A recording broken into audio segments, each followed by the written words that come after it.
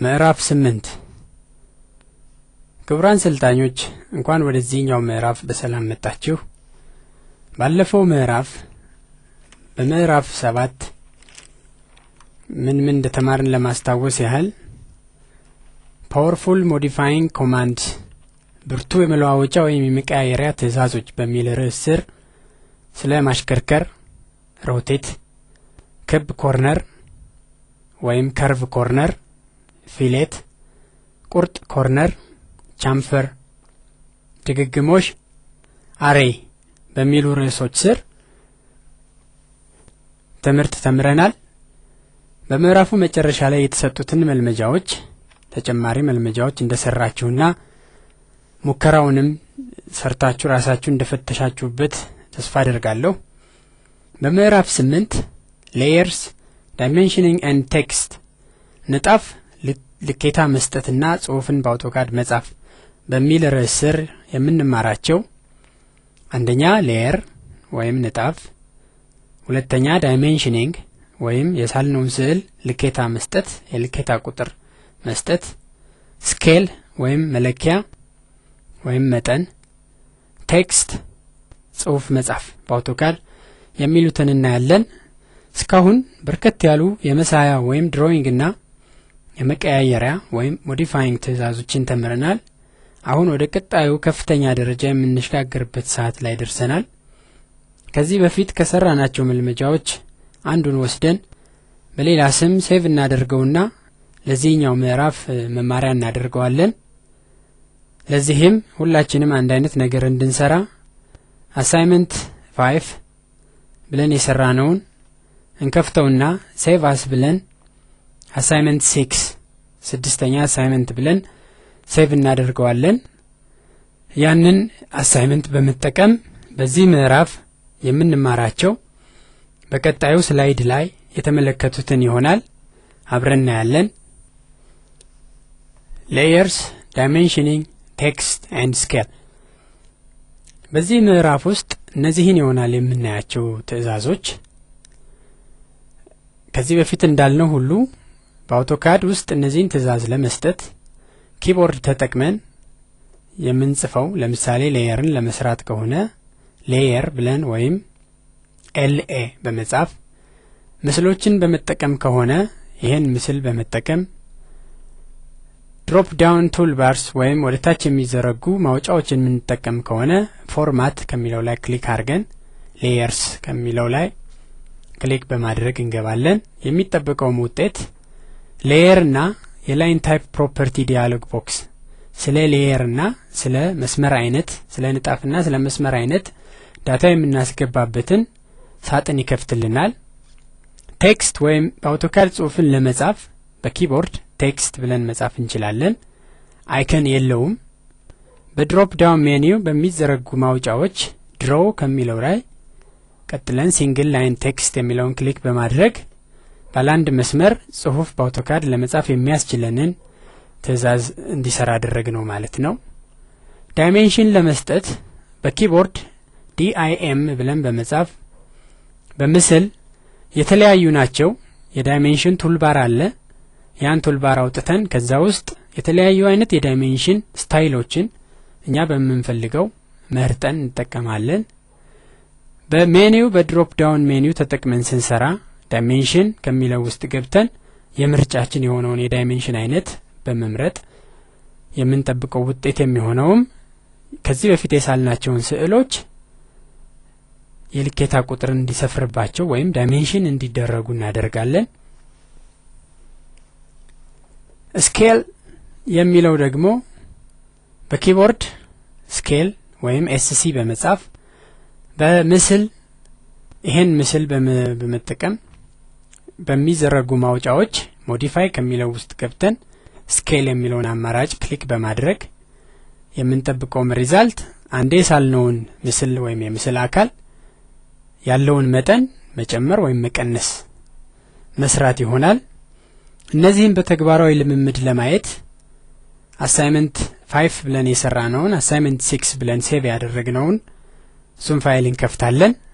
እሱም ፋይል ለማስታወስ ያህል ይሄኛው ነው አሳይመንት 5 ብለን የሰራነው። ለፊሌት ቻምፈር አሬይ እንዲሁም ፖላር አሬይ ለመስራት የተጠቀምንበት አሳይመንት ነው። እሱን አሳይመንት 6 ብላችሁ ሴቭ ታደርጉና በአውቶካድ እሱን ትከፍታላችሁ። እኔም እሱን ከፍታለሁ። ይሄ ነው የመልመጃችን ስዕል የሚሆነው ይሄ ነው። በመጀመሪያ የምናደርገው ሌየርን መማር ይሆናል። ይሄንም ለማድረግ መጀመሪያ ሌየር እንዴት እንደሚፈጠር 3 ሌየሮችን በመፍጠር እናያለን። ሌየሮች ጥቅማቸው የሚሰሩትን ስዕሎች በተደራጀ ወይም ኦርጋናይዝድ በሆነ መንገድ እንድንሰራ ማስቻል ነው።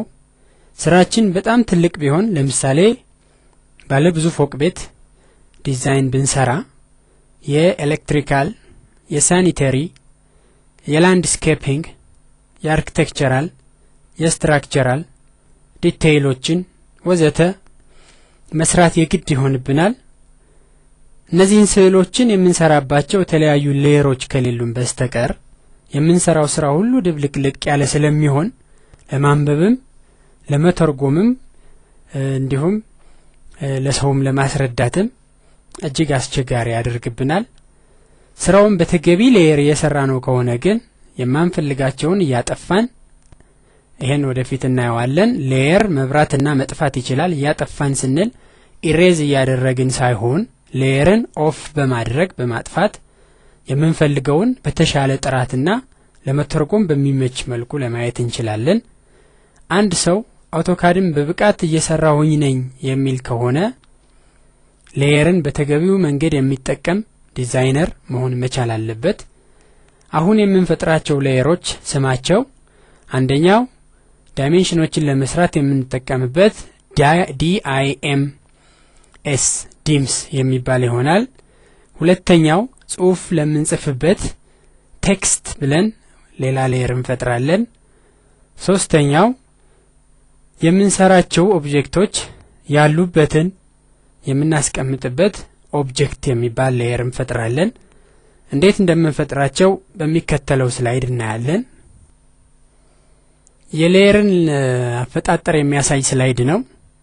ሌየርን ቅድም እንደተባባል ነው ከሶስቱ መንገዶች ባንዱ ስንከፍተው የመጀመሪያ የሚመጣልን ዲያሎግ ቦክስ ያልነው ይሄን ነው፣ ከኛ ዳታ የሚወስድበት። እንደምታዩት ይሄ በቀይ የተከበበው የመጀመሪያው ክብ ኒው የሚለው አዲስ ሌየር ለመፍጠር ክሊክ ስናደርግ አዲስ ሌየር ይፈጥራል። ከዛ በዚህ እንደምታዩቸው ኦን፣ ፍሪዝ፣ ሎክ፣ ካለር፣ ላይን ታይፕ፣ ላይን ዌይት፣ ፕሎት ስታይል ወዘተ የሚሉትን እኛ አሳይመንቱ ላይ እንደምንሰራው አድርገን እንደምታዩት የዚህኛው ከለር የሎው ነው፣ የመጨረሻው ከለር ግሪን ነው። እነዚህን ምርጫዎች ክሊክ ስናደርግባቸው የከለር መምረጫ የቀለም መምረጫ መስኮት ትከፈታለች። እዛ ላይ የምንፈልገውን እንመርጣለን። ላይን ታይፕም እንደዛው፣ ላይን ዌይትም እንደዛው። ይሄንን ነው እንግዲህ አብረን የምንሰራው። አሁን አውቶካዱን ከፍተን አብረን እንሰራለን። የሌየር ትዕዛዝን ለማስጀመር በኮማንድ እንደተባባል ነው LA ካፒታል LA ኢንተር ብንለው ይሰራል። ሁለተኛው የሌየር ደግሞ እዚህ ባለፈው እንዳየነው ቱልባሮችን ለማውጣት ራይት ክሊክ ኤካድ ከሚለው ገብተን ሌየርስ የሚል አለ። እሱን ክሊክ ስናደርግ ሌየር ይሄኛው ነው። ይሄ የሌየር ቱልባር ነው። እዛ ውስጥ እቺን ክሊክ በማድረግ ሌየርን ማስጀመር እንችላለን። ይሄን እንጠቀም። ለአሁኑ እዚህ እንገባለን። እንደምታዩት ይሄ ዲያሎግ ቦክስ ይከፈታል። ለጊዜው ያለን ሌየር ይሄ 0 ኔም በሚለው ስር ስሙ 0 የሆነ ሌየር ነው ያለን። እኛ ምንፈጥራቸው ቅድም የተነጋገርናቸውን ስለሆነ ኒው እዚህ ላይ ነው። ክሊክ ስናደርግበት አዲስ ይከፍታል። በዲፎልት ስም እንድንሰጠው ሌየር 1 የሚለውን ሼድ አድርጎ ይመጣልናል። እኛ የመጀመሪያ ሌየራችን DIMS ስለሆነ እሱን መፍጠር እንችላለን። DIMS ኢንተር ካልነው ይጨርሳል። ፈጠረ። ሁለተኛው ሌየራችን እዚሁ ላይ ሳንወጣ ቀለሙን እኛ እንደምንፈልገው እናስተካክለው። የዳይሜንሽን ሌየራችን ቀይ ቀለም እንዲኖረው እንፈልጋለን። ስለዚህ ከለር ከሚለው ስር ይሄን ክሊክ ስናደርግበት የመስኮቱ ትመጣለች የቀለም መስኮት። እኛ ቀይ ነው የምንፈልግ። ለምሳሌ ቀይዋ ላይ ክሊክ ስናደርግ ቀዩም መምረጣችን እዚህ ላይ ያሳየናል። ወይም ከለር ከሚለው ስር ሬድ ይለናል። ሌላም ከለር ስም የሌለው ከለር ከሆነ በቁጥር ስለሚወከል የከለሩን ቁጥር ያሳየናል። ኦኬ እንለዋለን። እንደምታዩት ከለር በሚለው ስር ዳይሜንሽን ሌየር ቀይ ቀለም ይዞልናል። አሁን ሁለተኛውን ሌየር እንፈጥራለን። ኒው እንላለን። የሌየራችን ስም ቴክስት ነው። ቴክስት እንላለን። የምንፈልገው ከለር ሬድ ሳይሆን የሎው ነው። እዚህ እንገባና የሎውን መርጠን ኦኬ እንለዋለን። መረጠልን። ሶስተኛው ሌየራችን እንደተነጋገርነው ኦብጀክት የሚባል ነው። ኦብጀክት ብለን እንመርጣለን። ለዚህ ደግሞ አረንጓዴ ቀለም እንሰጠዋለን።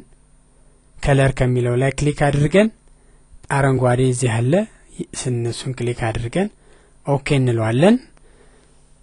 አሁን ሶስቱንም ሌየር ፈጥረናል።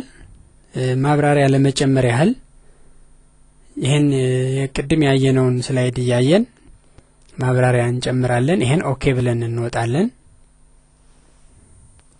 እዚህ ላይ እንደምናየው ስታተስ የሚል አለ። ስታተስ ማለት የሳልንበት ወይም ልንስልበት ያልነው የሌየር ሁኔታ የንጣፉን ሁኔታ ይነግረናል።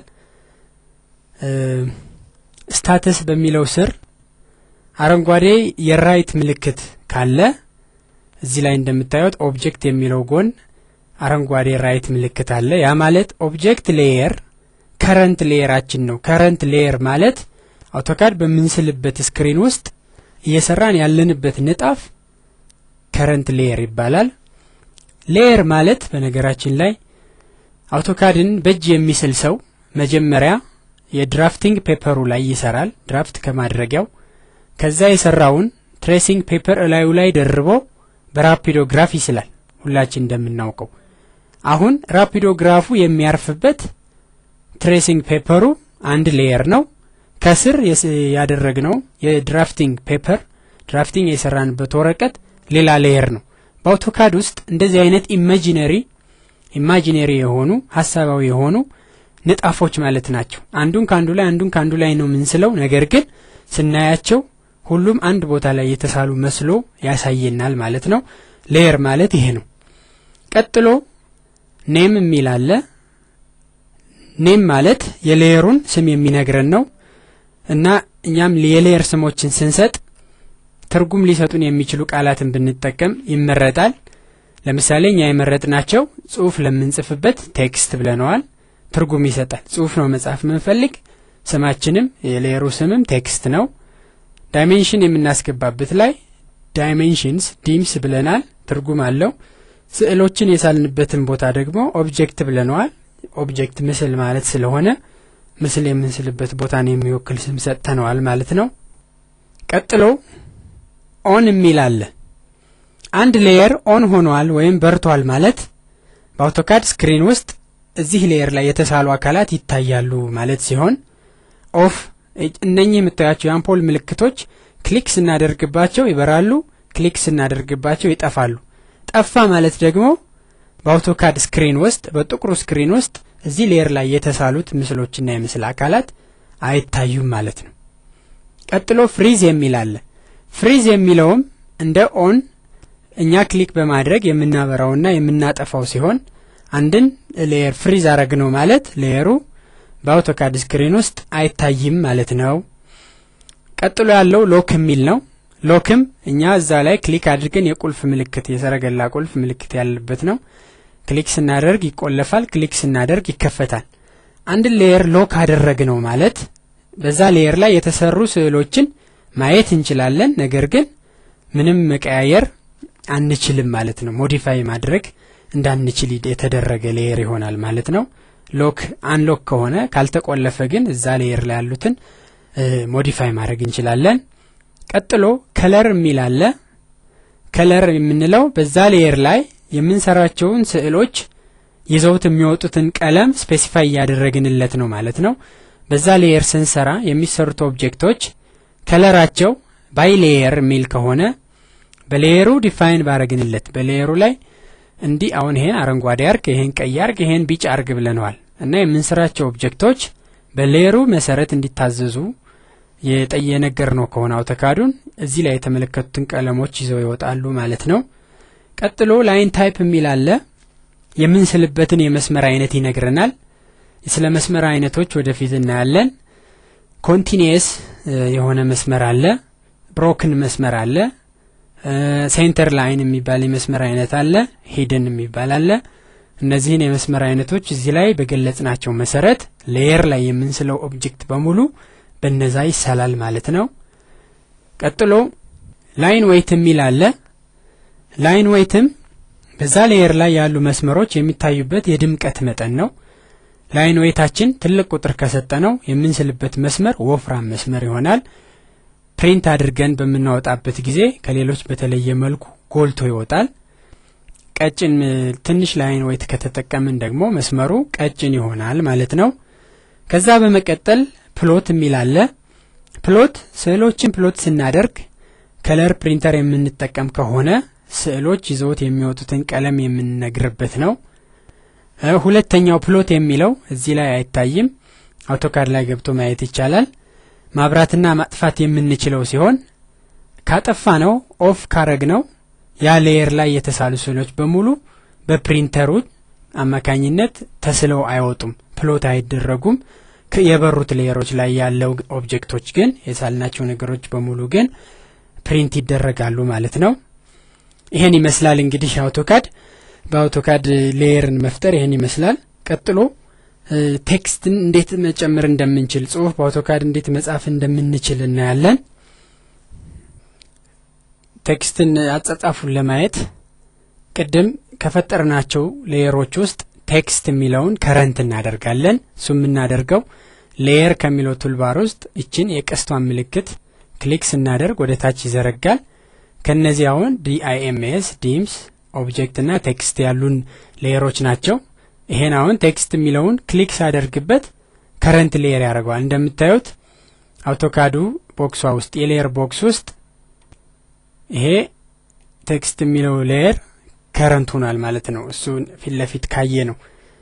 አሁን አውቶካድ ቴክስትን ለማስጀመር ቅድም እንደተነጋገርነው እዚህ ሌየር ማነው ቴክስት ብለን መጻፍ እንችላለን። ኢንተር ማለት እንችላለን። ወይም ይሄኛው ኤ ምልክት ያለበትም መልቲላይን ቴክስት የሚለውም ቴክስት የመጻፊያ ነው። አሁን ለጊዜው የኮማንድን ተጠቅመን እንስራ። ቴክስት እንላለን። ኢንተር ስንለው እንደምታዩት ስፔሲፋይ ስታርት ፖይንት ኦፍ ቴክስት ይላል። አውቶካድ የሚፈልገው መነሻ ነጥብ እንድንሰጠው ነው። 0.0 እንስተው፣ ምክንያቱም መጻፍ የምንፈልገው መልመጃው ላይ ያለውን እዚህ ላይ መሰልጠኛ ማኑዋሉ ላይ እዚህ አካባቢ የተጻፈ ቴክስት አለ፣ እሱን ነው ለመጻፍ የምንፈልግ። ስለዚህ መነሻው 0.0 ነው። 0.0 ብለን ኢንተር እንላለን። እንደምታዩት አንድ መነሻ ፖይንት ይዟል። ከዛ የትዕዛዝ መስመሩ ስፔሲፋይ ሃይት ይለናል። ይሄ ማለት የምንጽፈው ፊደል ቁመቱ በዲፎልት 0.2 ነው ያለው። ይህ ማለት የምንጽፈው ጽፍ ቁመት ምን ያህል ይሆንላችሁ እያለ የሚጠይቀን ነው። አሁን እኛ የምንፈልገው 0.25 ነው እንበልና 0.25 ኢንተር እንበለው። ሮቴሽን አንግል ስፔሲፋይ አርግ ይላል። የሮቴሽን አንግል ቴክስቱን በምን ያህል ሮቴት አርግ ይልጻፈው ነው የሚል። እኛ ሆሪዞንታል አግዳሚ ቴክስት ስለሆነ ምንፈልግ ዲፎልቱ 0 ይላል። እሱን እንዳለ እንጠብቀዋለን። ጽሁፋችን በምን ያህል ዲግሪ እንደሚሽከረከር እንነግረዋለን ማለት ነው። ይሄንኑ እንዳለ ኢንተር እንለዋለን። ከዛ ቴክስት እንድንጽፍ በአውቶካድ ስክሪኑ ላይ እንደምታዩት ከመነሻ ፖይንታችን እዚች ላይ ቦግልም የምትል መስመር አለች። ያ ማለት ለመጻፍ ተዘጋጅቷል ማለት ነው።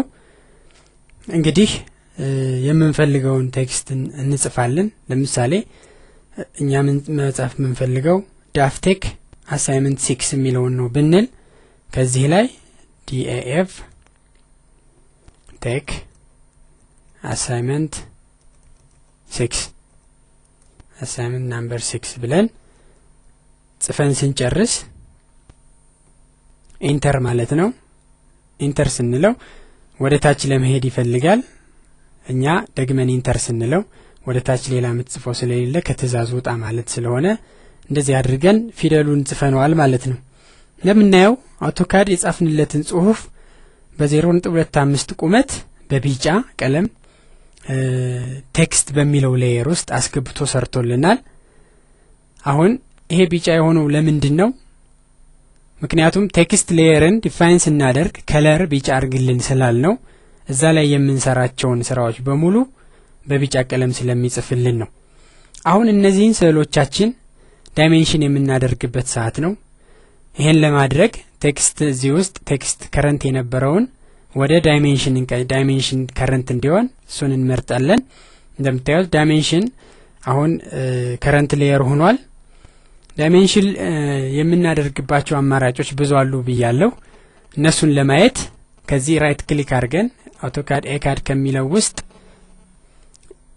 ዳይሜንሽን ምትላለች እሷን ክሊክ በማድረግ የዳይሜንሽን ይሄ ይወጣልናል እሱን እዚህ ላይ ዶክ እናርገው እነዚህ ናቸው እንግዲህ እነዚህን ይከፍትልናል ከተቀመጠበት አወጣ ነው ማለት ነው ከነዚህ ውስጥ ከተቀመጡት የተለያዩ አይነት ዳይሜንሽኖች በዚህ መልመጃ የምንጠቀምባቸው የሚከተሉትን ነው ይሄኛው ሊኒየር ዳይሜንሽን ይባላል እንደምታዩት ሊኒየር የሚል ጽሁፍ አለ ከስር ወደ ጎን ሆሪዞንታል ወይም የቁም ወይም ቨርቲካል ርቀቶችን ለመለካት የምንጠቀምበት ነው ቀጥሎ ያለው አላይንድ ይባላል አላይንድ ማለት በአንግል የተቀመጠ ወይም የተዛመመ መስመርን ከሊኒየር በተለየ መልኩ ለመለካት የሚጠቅመን ነው ቀጥሎ ያለው እኛ የምንጠቀምበት ሬዲየስ የሚለው ነው የጅምር ክቦችን ወይም ከርቭስ እና አርኮችንና የሙሉ ክቦችን ሬዲየስ መለካት የምንችልበት የዳይሜንሽን አንድ ስታይል ነው ዲያሜትር የሚላለ ዲያሜትርም የክብን ዲያሜትር መለካት የምንጠቀምበት ነው አንጉላር አለ አንጉላር ማለት በሁለት የሚገናኙ መስመሮች መካከል የሚገኝን አንግል ለመለካት የምንጠቀምበት ነው ቀጥሎ ቤዝ ላይን ዳይሜንሽንስ የሚባል አለ ቤዝ ላይን ማለት አንድ መነሻ ሪፈረንስ ፖይንት ኖሮን መነሻ ሁሉንም ዳይሜንሽኖች ከሱ ሪፈረንስ መለካት ስንፈልግ የምንጠቀምበት ነው ቀጥሎ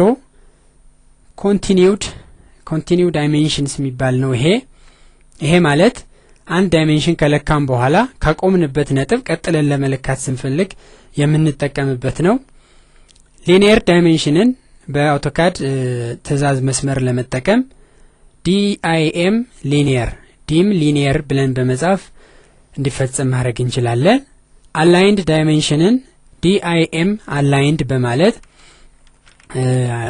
ማስፈጸም እንችላለን የሬዲየስ ዳይሜንሽንን dim ሬዲየስ ወይም ደግሞ dim rad ብለን ማስፈጸም እንችላለን የዲያሜትርን ዳይሜንሽን dim ዳያሜትር ብለን መስጠት እንችላለን ወይም dim ዳያ ብቻ dia በመጻፍ ትእዛዝ ማስፈጸም እንችላለን ኮንቲኒየስ ዳይሜንሽን ለመጠቀም dim ኮንት ወይም dim ኮንቲኒው ሚለውን በመጻፍ ትእዛዙን ማስፈጸም እንችላለን ቤዝ ላይን ዳይሜንሽን ለመስጠት dim ቤዝ ብለን በመጻፍ ትእዛዙን ማስፈጸም እንችላለን ነገር ግን ዳይሜንሽንን በፍጥነት ማድረግ የሚፈልግ ነገር ስለሆነ ፊት ለፊት ያሉትን እነኚህን አይከኖች በቀጥታ ክሊክ በማድረግ አጥንቶ ሜሞራይዝ በማድረግ እነሱን በፍጥነት በመጠቀም ምን አይነት ምስል ለምን አይነት ዳይሜንሽን እንደሚጠቅመን መያዝ የበለጠ ጥቅም ያለው ነገር ስለሆነ ያን መለማመድ ጥሩ ነገር ነው በዚህ አሳይመንት ዳይሜንሽኖችን በተሰጠው መልመጃ መሰረት ስዕሎቹን ዳይሜንሽን እናደርግና ሴቭ እናደርጋለን አሁን የዚህን ትልቁን ሬክታንግል ሆሪዞንታል እና ቨርቲካል ላይን ብቻ ስላለው እሱን ሊኒየር ዳይሜንሽን በመጠቀም ማድረግ እንችላለን ስለዚህ ሊኒየርን ክሊክ እናደርግና መነሻ ነጥብ ይላል ኦስናፕ የመብራቱን ታረጋግጣላችሁ ምክንያቱም ኢንድ ፖይንቱን እንዲነካልን ከዚህ ክሊክ እናደርጋለን እንሄድና እዚህ ቀጣዩ ነጥብ ይሄኛው ነው። ክሊክ እናደርጋለን። ከዛ ወደ ላይ እናንቀሳቅሰውና ከምንፈልገው ርቀት ላይ ክሊክ እናደርጋለን። እንደምታዩት ዳይሜንሽኑን ጽፏል። ቀጥሎ ቋሚው ነው። እሱንም ሊኒየር ዳይሜንሽን ከዚህ እስከዚህ ያለውን ወደ ጎን ወስደን እዚህም ላይ ክሊክ እንደምታዩት በሊኒየር ዳይሜንሽን ይሄን ዳይሜንሽኑን ሰራን ማለት ነው። ይሄን ትልቁን ሬክታንግል ዳይሜንሽን አርገነዋል። ያው ለመለማመድ ያህል ነው እንጂ ይሄ የመሳያ ድንበራችን ስለሆነ እናንተ ላትሰሩት ትችላላችሁ። ቀጥለን እቺን ትንሿን ሬክታንግል በመልመጃው መሰረት ሊኒየር ዳይሜንሽን ተጠቅመን አግዳሚዋን ይሄን እንሰራለን። እንደገና ሊኒየር ተጠቅመን ቋሚዋን ክሊክ ወደ ጎን ወስደን የተመጣጠነ ርቀት ላይ ክሊክ ይሄን አደረግን። ቀጣዩ አሁንም አላይንድ ዳይሜንሽን እንጠቀም። ሊኒየር ዳይሜንሽን እቺኛዋን እቺን እዚህ ድረስ ኢንተር እንደገና እንደግማለን። እሱን እንመርጣለን። ከዚህ እስከዚህ እዚህ ራቅ አድርገን ኢንተር ይሄን ተጠቅመናል። አሁንም አላይንድ ተጠቅመን ከዚህኛው ርቀት እስከዚህኛው ርቀት ያለውን እንዲህ አድርገን ክሊክ ማድረግ እንችላለን። አሁን ከዚህች ኮርነር እስከዚህኛው ኮርነር ከዛችው ኮርነር እስከዚህኛው ኮርነር እንደገና ከዛችው ኮርነር እስከዚህኛው ኮርነር ያለውን ለመስራት ቤዝ ላይን ዳይሜንሽን ነው የምንጠቀም። ለማስጀመር ግን ሊኒየር ዳይሜንሽን እንጠቀምና ከዚህ ክሊክ እስከዚህ ክሊክ ወደ ታች እንጎትተውና እዚህ ላይ ክሊክ ከዛ አሁን ከዚሁ ሪፈረንሳችን 1 ነጥብ ስለሆነች ቤዝ ላይን ዳይሜንሽኒንግ እቺን ክሊክ እናረጋለን። እንደምታዩት በዲፎልት ከዛች መነሻ ሌሎችን ርቀቶች ይለካል። ስለዚህ ቀጣያችን እቺናት ክሊክ ቀጣያችን እቺናት ክሊክ ከዛ ኢንተር ራይት ክሊክ አድርገን ኢንተር ስንል እንደምታዩት ሁሉንም ከዚች ሪፈረንስ ለክቶልናል። እቺን ፖይንት 0.75 ቀጣዩ እቺን ፖይንት 1.25 ቀጣዩ እቺኛዋ ፖይንት 2 አድርጎ ለክቶልናል ማለት ነው። ማንቀሳቀስ የምንፈልግ ከሆነ ክሊክ አድርገን ዳይሜንሽኑን እቺን ሰማያዊዋን ይዘን ክሊክ አድርገንባት እዚህ ላይ ወስደን ክሊክ ስናረገው ወደዚህኛው ፖይንት ይወስዳል። ስንጨርስ ስኬፕ ወይም ኢንተር ማለት እንችላለን። በዚህ መልክ ይሄ ቤዝ ላይን ስፔሲንግ የሚባለው ነው። ቀጣዩ ከዚህ ላይ ይሄኛውን ቨርቲካልና ሆሪዞንታል ቋሚና አግዳሚውን በሊኒየር ዳይሜንሽን ከዚህ እስከዚህ ክሊክ አድርገን ወደ ታች ስንስበው አግዳሚውን ይሰራልናል። እንደገና መርጠን ከዛው ፖይንት እስከዚህኛው ፖይንት ወደ ግራ በኩል ስንስበው ደግሞ ቋሚውን ይለካልናል። ቋሚው ተለክቷል። ከዛ በአሳይመንቱ መሰረት እቺኛዋን አላይንድ ዳይሜንሽን ተጠቅመን እቺን የተጋደመችውን መስመር እንለካለን። እንደምታዩት በአሁኑ ቋሚው የማግዳሚ ሳያረግ በአንግል በላይኑ አንግል በስሎፑ መሰረት ነው ወደ ላይ የሚሄድ። እዚህ ላይ ይበቃናል። ክሊክ እናደርጋለን። የዚህችን አንግሏ ተለክቷል። እንደምታዩት እሷን ለመለካት አንጉላር ዳይሜንሽን ክሊክ እናደርጋለን። በዚህ ላይንና በዚህ ላይን መካከል ያለውን ብለን ስንስበው አንግሉን ያሳየ ይሳብልናል። እዚህ ላይ ይበቃል። ክሊክ ስናደርግበት ዳይሜንሽኗን አስቀመጠ ማለት ነው ያንግሏን። የዚህን ሰርክል ሬዲየሱንና ዲያሜትሩን ዳይሜንሽን ለማድረግ ሬዲየስ እቺናት እሱን እንላለን። የትእዛዝ መስመሩን እዩት። ሴሌክት አን አርክ ኦር ሰርክል ይላል። አሁን 4 ማዕዘኗን ሰርክሉ ላይ አድርገን ክሊክ እናረግና የምንፈልገው ሬዲየስ ይሄ ነው። እሱን እዚህ ላይ ማድረግ እንችላለን። ኢንተር ስንለው እንደምታዩት ሬዲየስ 0.75 ይለናል። የዚህኑ ሰርክል ዲያሜትር ለመለካት ዲያሜትር የሚለውን እንመርጣለን። ክሊክ እናደርግና ትእዛዝ መስመሩ ሴሌክት አን አርክ ኦር ሰርክል ይላል። ይሄን ሰርክል ለምንፈልግ ክሊክ እናረግበታለን። እንዲሁ ስናንቀሳቅሰው ያሳየናል። አሁን የዲያሜትር ምልክት ተጠቅሞ ዲያሜትሩ 1.5 ነው ይለናል። እንግዲህ ክቡራን ሰልጣኞች በዚህ መልኩ ዳይሜንሽን እንዴት እንደሚሰራ አይተናል። እናንተም ሌሎችን በመጠቀም ዳይሜንሽኖችን መለማመድ ትችላላችሁ። በቀጣይነት የምናየው ስኬል ማድረግ ወይም የስዕልን መጠን መቀየር የሚለውን ነው። ይሄን ስዕል ሴቭ አድርጋችሁታል፣ ሴቭ በሉት። ከዛ በፊት ይሄ ዳፍቴክ አሳይመንት የሚለውን እንቀይረው አንድ ጊዜ። ይሄን ደብል ክሊክ እናድርግበት ወይም አንድ ክሊክ አድርገን ኢንተር እንበል። ደብል ክሊክ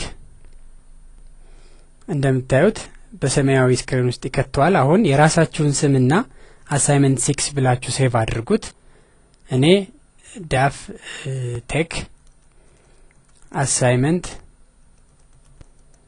ነምበር 6 ብዬ ሴቭ አድርጓለሁ። እናንተ ዳፍ ቴክ በሚለው ምትክ የራሳችሁን ስም ጻፉ። ኢንተር፣ ከዛ ደግመን ኢንተር፣ ከተዛዙ እንወጣለን።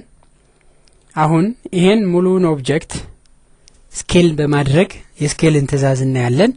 ስኬል ትእዛዝን ለመጀመር በአውቶካድ የትእዛዝ መስመር ላይ ኤስሲ ብሎ መጻፍ ወይም ሙሉውን ስኬል ብሎ መጻፍ ይቻላል።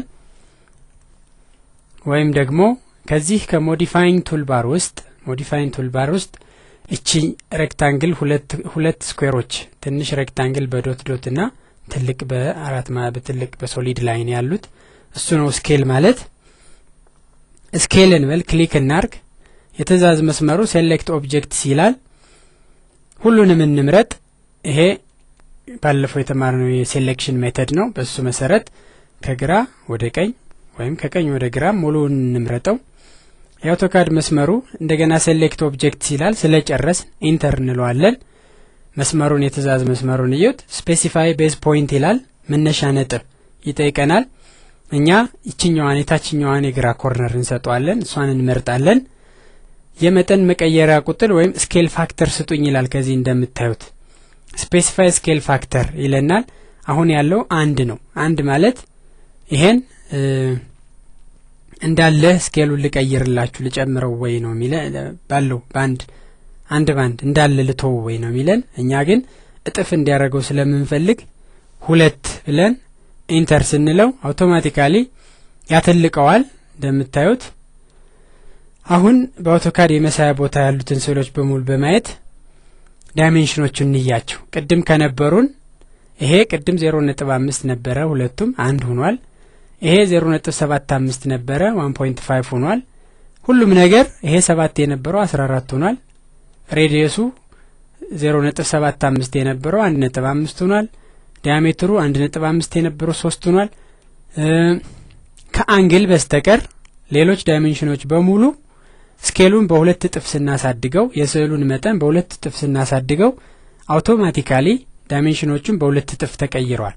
ይሄ ማለት በምዕራፍ 1 አሶሲኤቲቭ ዳይሜንሽኒንግ ብለን መሰረታዊ የአውቶካድ ስያሜዎችን ስንማር በዴፊኒሽን መሰረት በትርጉም መሰረት ያስቀመጥነው ይሄው ነው።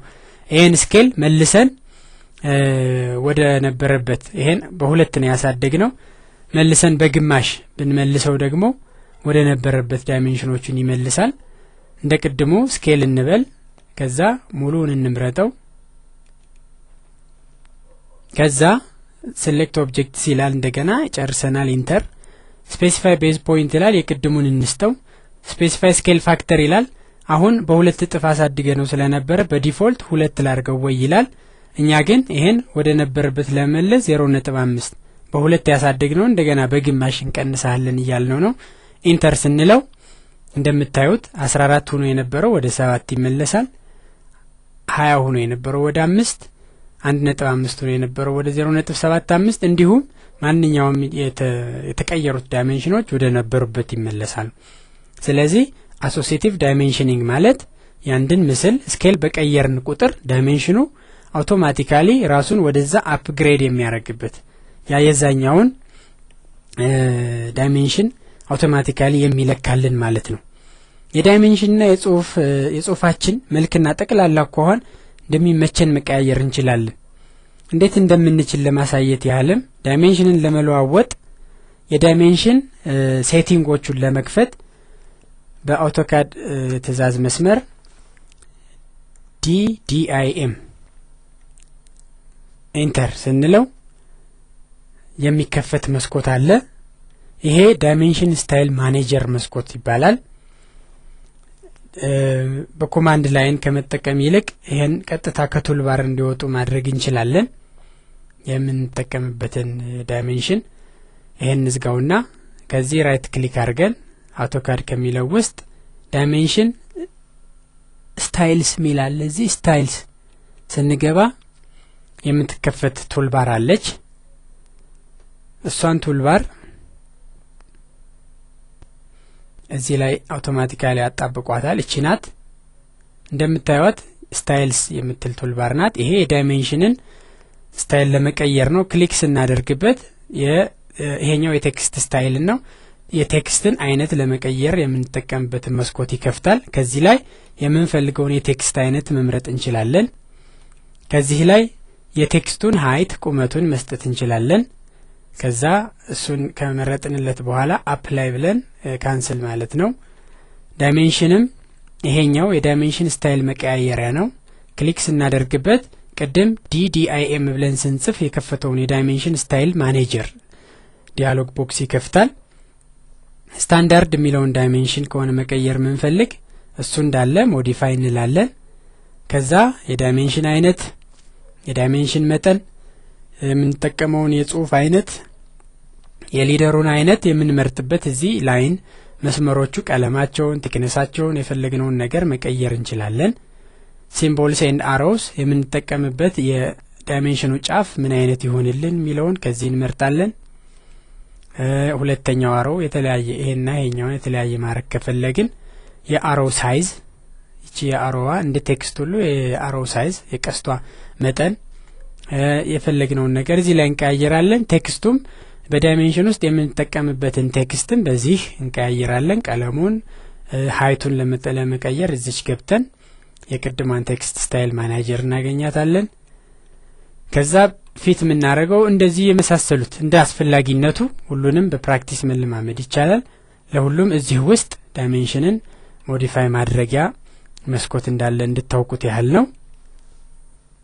ክቡራን ሰልጣኞች ምንም እንኳን 100% ትክክለኛ አድርገን ስዕልን ብንስልም ዳይሜንሽን አስተካክለን እስካላስገባንለት ድረስ የሳልነውን ስዕል ዋጋ እናሳጣዋለን። ስለዚህ በተለምዶ የሚሰሩ የዳይሜንሽን ስህተቶች ምን እንደሆኑ ለመናገር አንደኛ ኦስናፕን ባለማብራት ምክንያት ትክክለኛ ነጥቦችን መሳት። ኦስናፕ ካልበራ ለምሳሌ ይሄን አጥፍቼ ኢንድ ፖይንትን ብፈልግ ማግኘት አልችልም። ከሌላ ቦታም ክሊክ ላደርግ ይችላል። ከበራ ግን ኢንድ ፖይንቱን አውቶማቲካሊ ያሳየኛል። ስለዚህ አልስትም ነጥብ ማለት ነው። ሁለተኛ ኦስናፕንም ተጠቅመን የተሳሳተ ቦታ ላይ ክሊክ ልናደርግ እንችላለን። እኛ ሁሉን የኦስናፕ አይነቶች ካበራን ኢንድ ፖይንት ፈልገን ግን አፓረንት ኢንተርሴክሽን ወይም ኒረስት ፖይንት ከሚለው ላይ ክሊክ አድርገን ሊሆን ስለሚችል የዳይሜንሽን ስህተት ልንሰራ እንችላለን። አብዛኞቹ ተሰርተው አንዳንድ የተረሱ ዳይሜንሽኖች ሊኖሩ ይችላሉ። ሁሉን ሰርተን የትልቁን ሬክታንግል ለምሳሌ ይሄን ብንረሳው ኦቨርኦል የትልቁን ሬክታንግል ዳይሜንሽን ስለሳት የሚጠቀምበት ሰው ፊት ለፊት ስለማያገኘው እንደ ስህተት ይቆጠራል። ሊደራረቡ ይችላሉ። እዚህ ላይ እንደምታዩት እነዚህ በቤዝ ላይን የሰራናቸውን አራርቀናቸዋል። ግን አንዱ ባንዱ ላይ ቢደረብ ግልጽ ያልሆነ ሊሆን ይችላል። ኮንቲኒየስ ዳይሜንሽንም ተጠቅመን ከሆነ በጣም የተጠጋጉና ለማንበብ አስቸጋሪ ሊሆኑ ይችላሉ። ክቡራን ሰልጣኞች ዳይሜንሽን ማድረግን ለመለማመድ እስካሁን በተጨማሪ መልመጃነት በየምዕራፉ መጨረሻ ላይ የተሰጡትን ሁሉ ዳይሜንሽን አድርጋችሁ ጨርሷቸው። ልብ ልንል የሚገባን ዋናው ነገር ስዕል የምንሰራባቸውንና ዳይሜንሽን የምናደርግባቸውን ሌየሮች የተለያዩና ራሳቸውን የቻሉ ማድረግ ይኖርብናል። እስካሁን ከሰራናቸው ላይ ሲደመሩ የአውቶካድ ችሎታችንን ሊያዳብሩ የሚችሉ ሌሎች ተጨማሪ መልመጃዎች በዚህ ምዕራፍ መጨረሻ ላይ በስልጠና ማንዋሉ ተሰጥተዋል። እነሱም በደንብ ሰርታችሁ እንድትጨርሱ አሳስባለሁ። አውቶካድ ያለ መልመጃና ያለ ተደጋጋሚ ልምምድ ሊዳብር ስለማይችል ጭራሽ መሰልቸት የሚባል ነገር እንዳይኖርባችሁ አደራዬን በመጨመር ምዕራፍ 8ን ትምህርት እንዳገኛችሁበትም በማመን በዚህ አጠቃልላለሁ። በሚቀጥለው ምዕራፍ በምዕራፍ 9 ዳይሬክት ዲስታንስ ኢንትሪ ኤንድ ኦብጀክት ትራኪንግ ቀጥተኛ የርቀት አገባብና የምስል ፈር ኦብጀክት ትራኪንግ ምስል ፈር ልንለው እንችላለን። እነሱን እናያለን። ይሄኛውን በዚህ ይጨርሳለሁ።